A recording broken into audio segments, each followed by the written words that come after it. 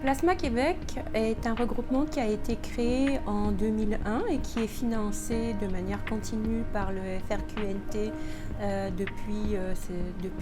2002. Plasma Québec est donc un regroupement unique au Canada. Il n'existe pas d'autres regroupements de ce type n'importe où. Et une structure organisée qui permet de rassembler autour d'une thématique une masse critique de chercheurs.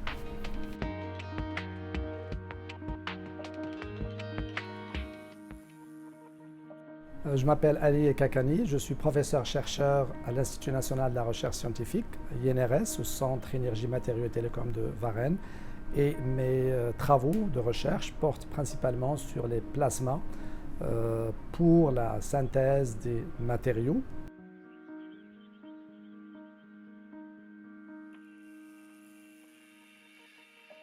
Alors, ce qu'on fait en fait avec les plasmas, pour simplifier la chose, c'est que on utilise l'énergie, ça peut être une énergie électrique, électromagnétique, voire même une énergie laser, pour un petit peu défaire la matière. C'est-à-dire on part de matière macroscopique, donc de matériaux qu'on connaît à l'échelle macroscopique, et on les défait, on les fait exploser, si on veut, à l'échelle quasi atomique ou atomique, pour après les reconstituer un peu à notre guise.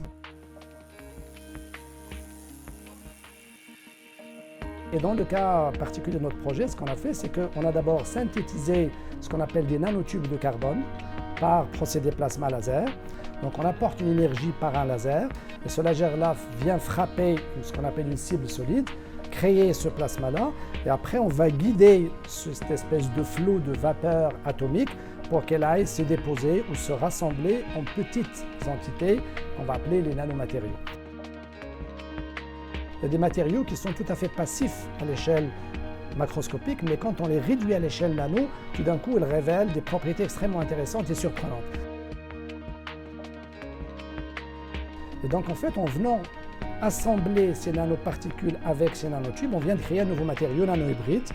qui résulte de cet assemblage-là et dans lequel ces nanoparticules vont absorber la lumière de façon très efficace, créer des charges ou des photocharges, et ces charges-là électriques vont être véhiculées par les nanotubes qui vont être un peu comme des autoroutes du transport électronique, et c'est comme ça que nos dispositifs vont après être conçus.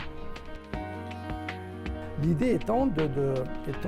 faire un peu de l'ingénierie à la nanoéchelle, c'est-à-dire en fait de les assembler à la façon désirée pour qu'on puisse exploiter leurs propriétés de la façon la plus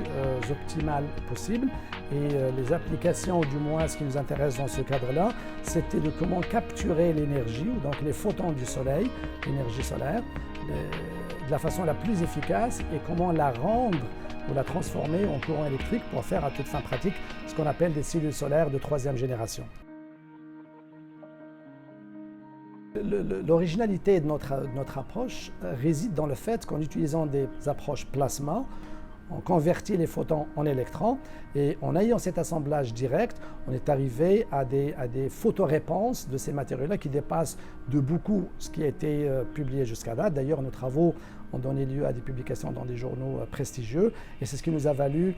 entre autres, que nos travaux sur les nanohybrides par procédé plasma laser ont été choisis parmi les 10 meilleures découvertes de l'année 2013 par la revue Québec Science.